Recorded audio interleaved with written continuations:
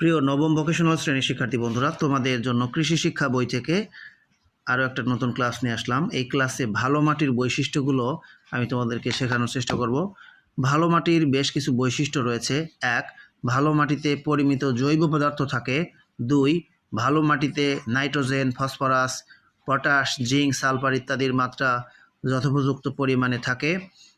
3 নম্বর, ভালো মাটিতে প্রচুর পরিমাণে পানি জমে থাকে। 4. ভালো মাটিতে পিএইচের মাত্রা 6.0 থেকে 7.0। আর 6 নম্বর, ভালো মাটি ক্ষারীয় চুনযুক্ত হয়। এই বৈশিষ্ট্যগুলো যে মাটিতে থাকবে সেটা কিন্তু ভালো মাটি হবে, তাই না? আর তোমাদেরকে আরও একটা প্রশ্ন উত্তর দিয়ে দিচ্ছি, সেটা হচ্ছে মাটি কাকে বলে। ভূপৃষ্ঠের যে নরম স্তরে ফসল জন্মায়, বন সৃষ্টি হয়, গবাদি পশু বিচরণ করে এবং গাছ পুষ্টি শোষণ করে বড় হয়, তাকে মাটি বলে। আশা করি বুঝতে পেরেছো।